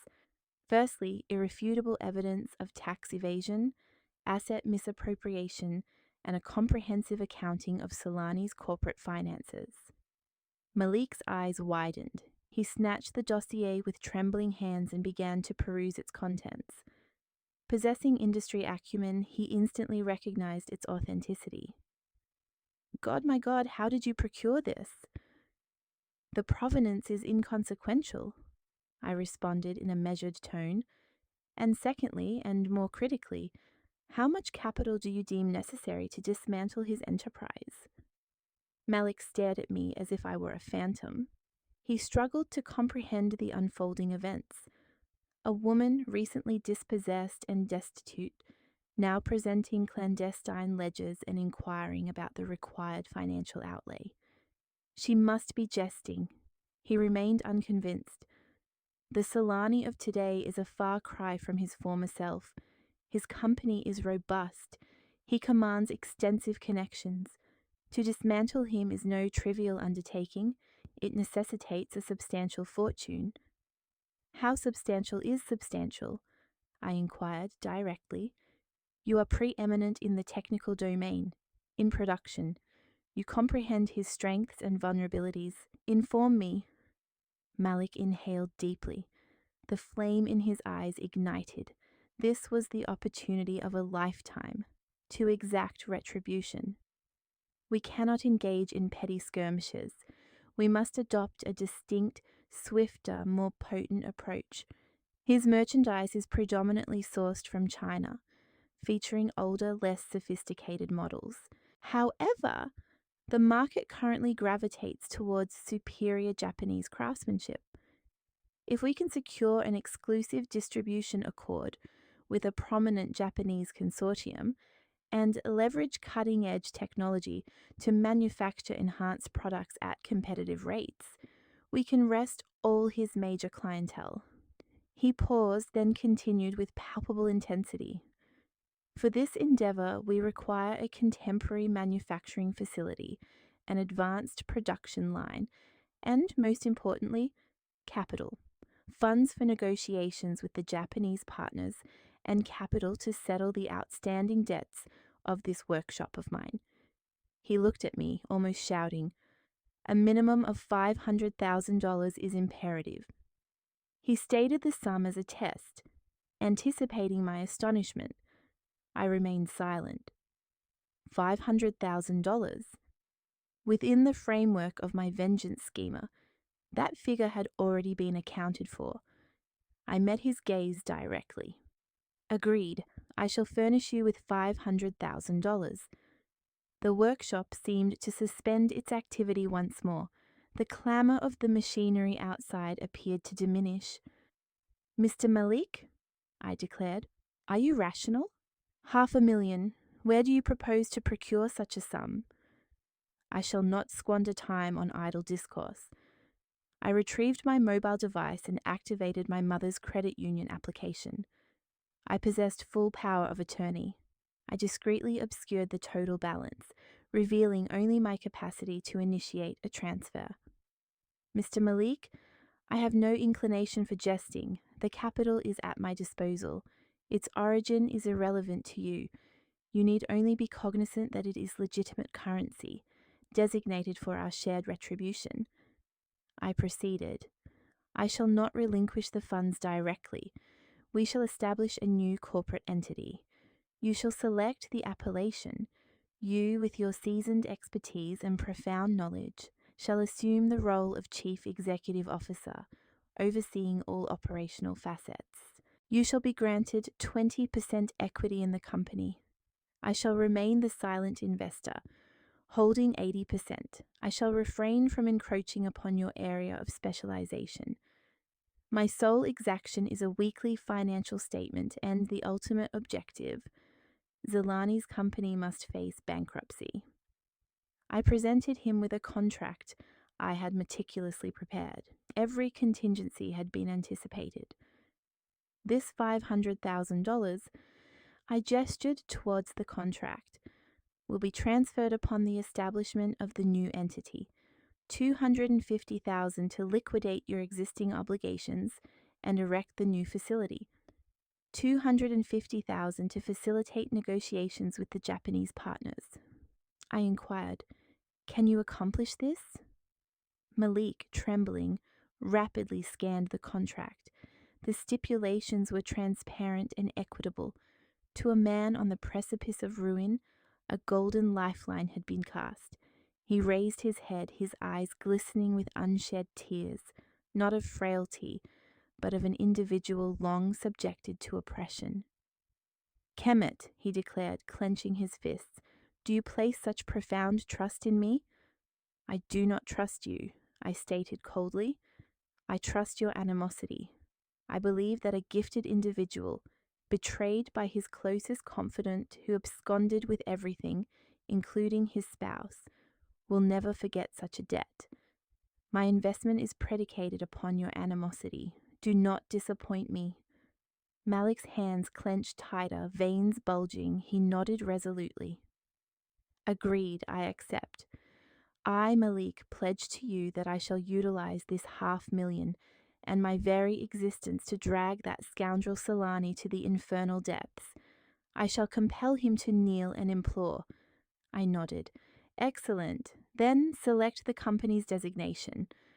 Malik pondered for a moment, his gaze shifting between me and the expansive view outside the workshop.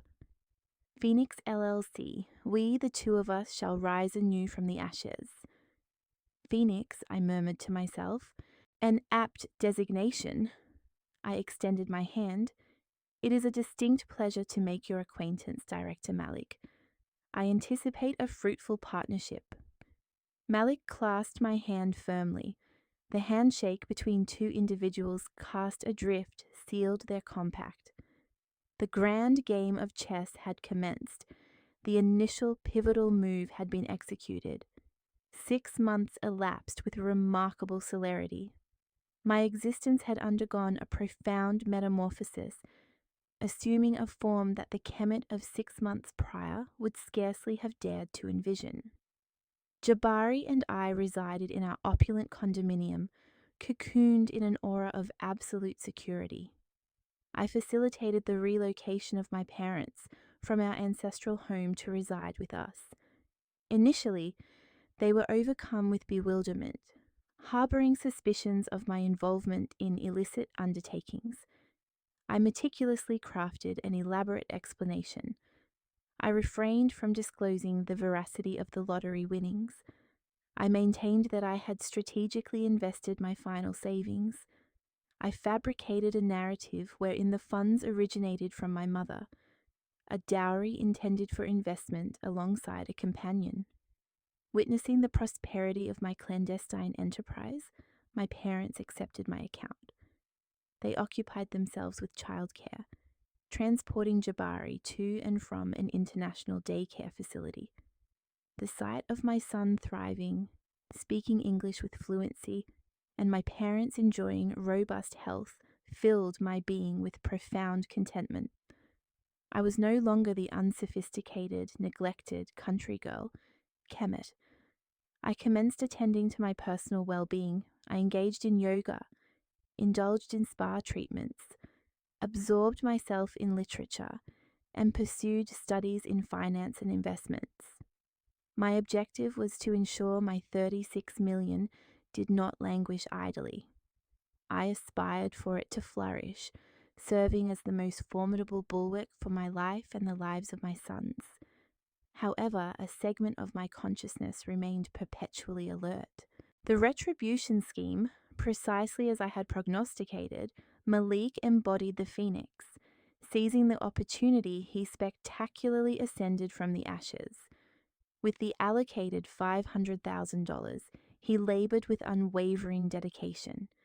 He liquidated all outstanding debts, revitalized the workshop, and promptly journeyed to Japan, armed with his innate talent, technical proficiency, and unwavering resolve. He successfully persuaded the Japanese partners and formalized an exclusive distribution agreement for their latest array of technological products. Phoenix LLC was inaugurated discreetly, yet its impact was akin to a sharp blade piercing the vulnerable underbelly of Solani's enterprise. Each week, Malik transmitted reports to me. I absorbed them as if engrossed in a thrilling chronicle of vengeance. The inaugural week, Phoenix commenced its operations. Zolani, apprised of the development, derided it alongside his subordinates. That broken man still hasn't learned his lesson. He's managed to scrape together a few bucks and fancies re-entering the arena. Let's see how long he endures. The first month, Phoenix unveiled its inaugural product, superior quality, contemporary design, with a price point marginally exceeding Zolani's offerings. Clients began to take notice. Galani remained unperturbed, perceiving it as a mere low-cost stratagem to penetrate the market. The third month, Malik, leveraging his established connections and technical renown, secured his inaugural substantial contract. The client was a principal patron of Zolani's.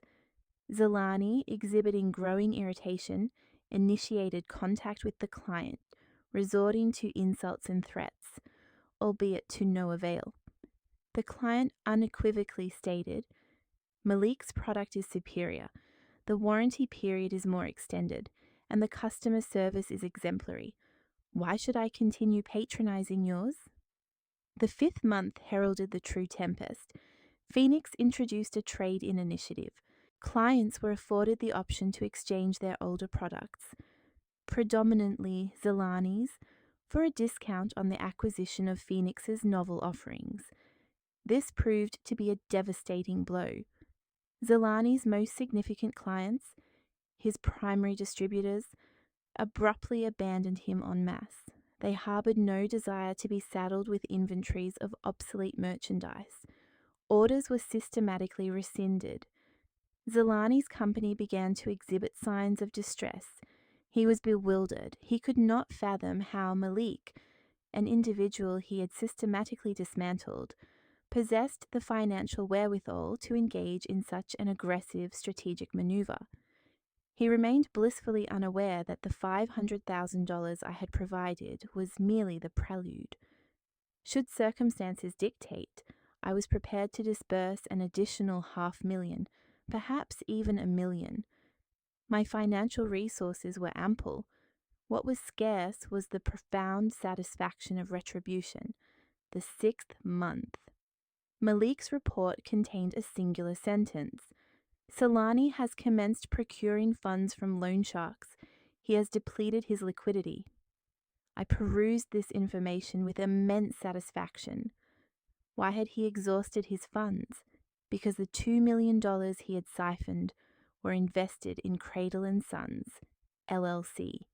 He had acquired real estate, luxury automobiles, and a domicile for his mistress.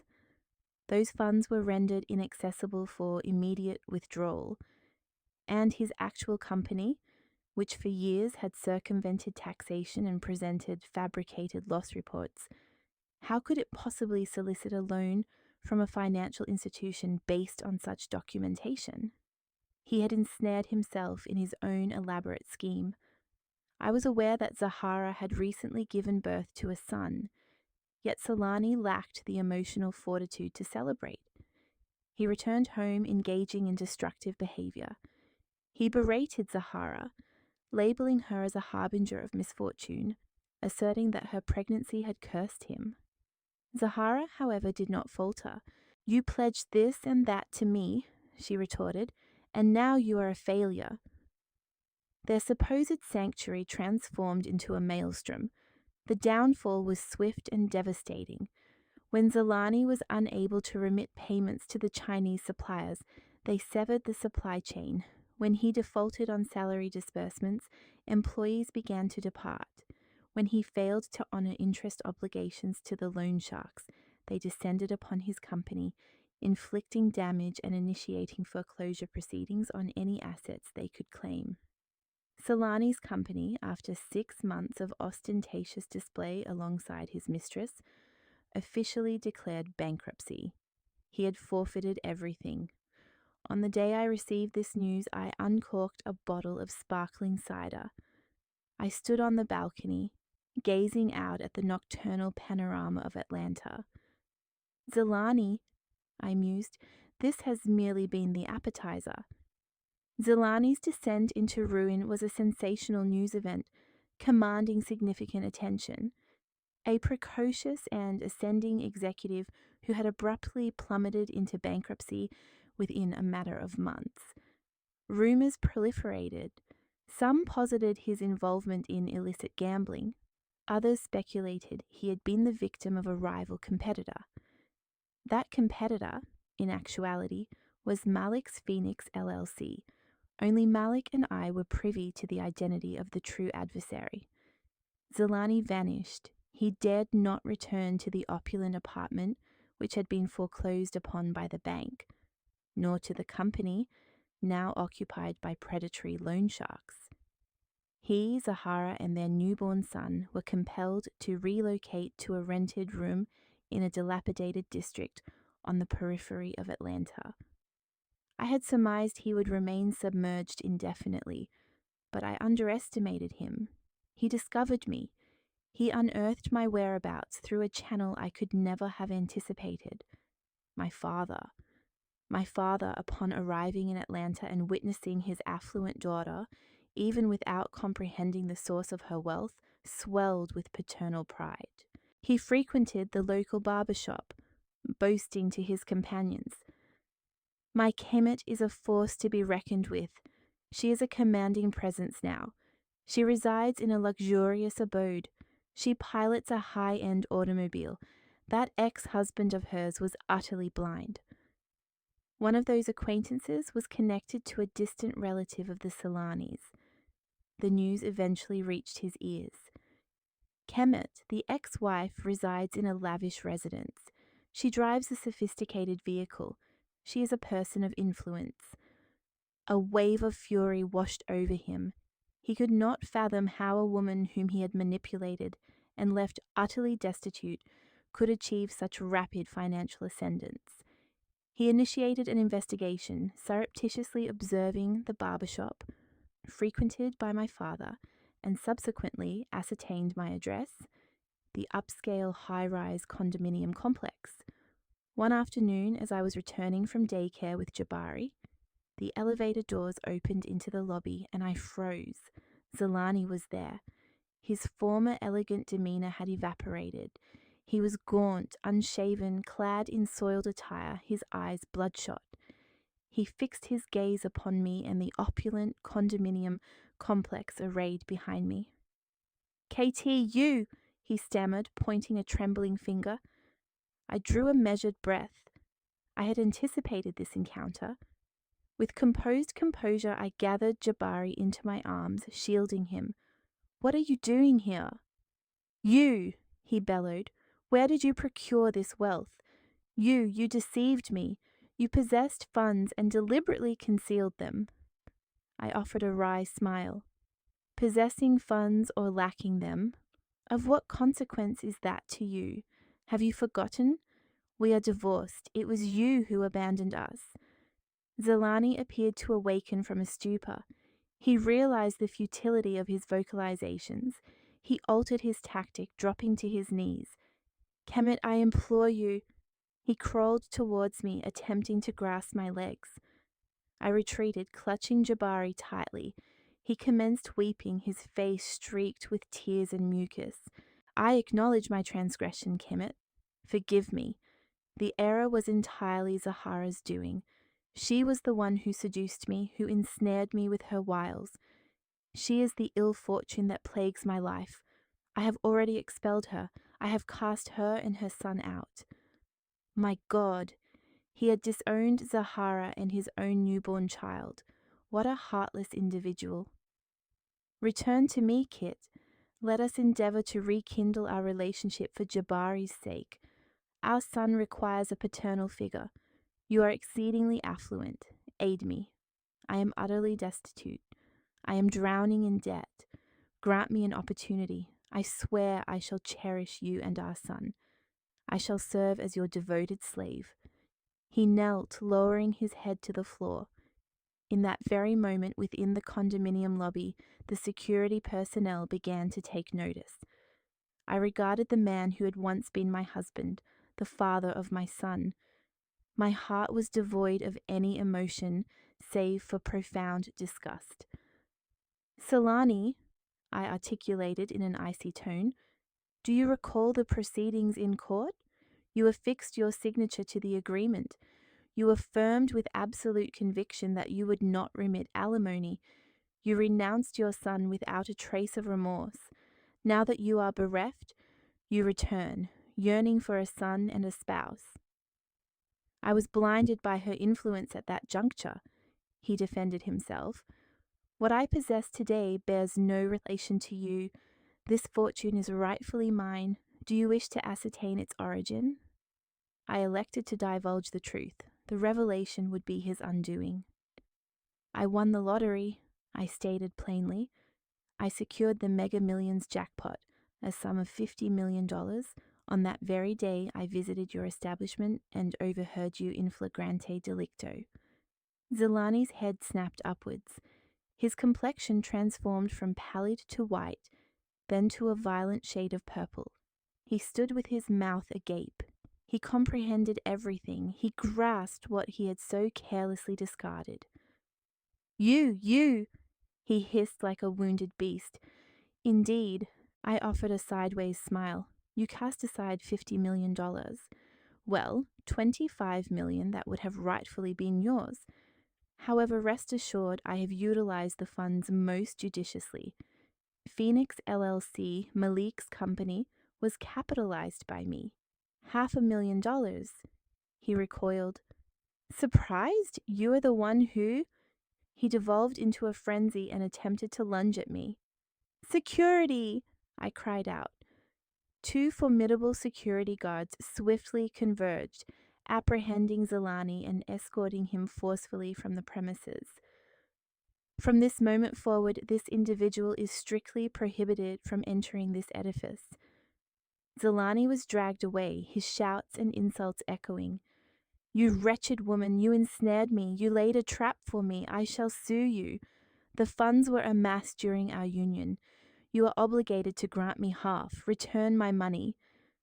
I calmly turned my back and re-entered the elevator with my son. Precisely as I had foreseen, his insatiable avarice would never abate. He intended to initiate legal proceedings.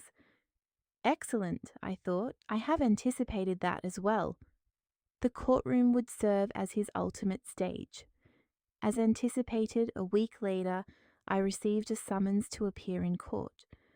Zelani had filed a lawsuit against me, demanding an equitable division of assets. The accusation I had won the lottery during our marriage, but had deliberately concealed this fact, thus manipulating him into divorce and retaining all marital property. He sought half $25 million. The case escalated into a public scandal. Solani, with audacious shamelessness, disseminated the news to the press. He concocted a tragic narrative. He, the victim of a manipulative woman who had won the lottery and conspired with a rival to orchestrate his downfall. From a successful businessman, he was transmuted into a pitiable victim. The press and the morbidly curious public began to cast accusatory fingers in my direction. The woman who amassed 50 million and destroyed her husband. The ungrateful spouse who achieved wealth and abandoned her family. My parents were consumed by worry. The few friends who remained loyal expressed their concern. Only I remained serenely composed. Do not concern yourselves, I have committed no wrongdoing. Justice shall prevail on my behalf. I did not require the finest legal counsel, merely a competent one, for in this intricate game, evidence held paramount authority. On the day of the trial, reporters crowded the courthouse entrance. Solani arrived via taxi, deliberately adorned in worn, tattered clothing, projecting an air of abject misery. He wept for the cameras. I earnestly hope the court will render a just verdict and restore a father to my son. I emerged from my luxurious vehicle, attired in an elegant white ensemble. I offered no commentary and proceeded into the courtroom with an aura of profound tranquility. During the court hearing, Zolani's attorney adopted an aggressive stance. He presented the lottery ticket as crucial evidence. Having meticulously researched the prize award date and the date of my divorce, noting they were mere weeks apart, he contended that the lottery winnings constituted marital assets acquired during our union, asserting that the defendant had deliberately hidden them, acting in bad faith to mislead my client and precipitate a divorce. This, he argued, was a blatant act of financial subterfuge. All eyes in the courtroom pivoted towards me. The judge struck the gavel, inquiring if the defendant had anything to offer in her defense. I rose, my gaze fixed not on Zolani, but directly on the judge. Your Honor, I began, the prosecution alleges I concealed assets. I find this accusation preposterous. I gestured to my own legal counsel. Your Honor, I request permission to present my own evidence. While it is true I won the lottery, I withheld this information because I uncovered a shocking truth. The party who was concealing assets was not me. I pointed directly at Zolani. It was him, Zolani. A ripple of murmurs spread through the room, and Zolani visibly flinched. Does the defendant possess proof? The judge asked. I do, Your Honor. I request permission to present it. The USB drive containing the damning financial data was inserted, and the large courtroom screen illuminated, displaying the complete financial records of Zolani's company. Contracts, revenue streams, expenditures, and the illicit money transfers to the shell company Cradle & Sons, LLC, were laid bare. Your Honor, I stated, my voice unwavering, this is the authentic financial ledger of Mr. Zolani's enterprise, while he informed me the company was on the brink of ruin with a debt of $50,000. The reality is he had amassed a net profit exceeding $2 million. This fortune was systematically siphoned to Cradle & Sons, a familial entity registered under his father's name. Is this not, Your Honor, a clear instance of asset concealment prior to our divorce? Zolani's lawyer sprang to his feet. Objection. This evidence was obtained through illicit means. I offered a chilling smile. Illicitly? Or was it obtained through his head accountant, an individual possessing a sliver of integrity who provided it to me? I had, in fact, lied to protect Mrs. Eleanor. Zolani's complexion drained to the color of bleached parchment, and he began to tremble, but I was far from finished. Your Honor, he accuses me of concealing assets. I in turn ask, what was the plan behind fabricating a fictitious $50,000 debt to force me into a divorce with nothing? I activated an audio file. The chilling words, that country bumpkin with a $50,000 debt leaves with nothing, echoed through the courtroom, followed by Zolani's triumphant laughter and Zahara's triumphant murmurs. A recording I had captured from outside his office. Zolani slumped into his chair, utterly defeated, the realization of his loss palpable. The judge struck the gavel again, his expression grim. Does the plaintiff have any further statements? Zelani remained silent. Your Honour, I declared, delivering the final blow. Mr. Zelani's asset concealment and deceit are irrefutable. His petition will undoubtedly be dismissed, but I have one more revelation. I met Zelani's gaze one last time. All the evidence of his company's tax evasion, totaling hundreds of thousands of dollars over 5 years, I announced, holding up a copy, has already been submitted.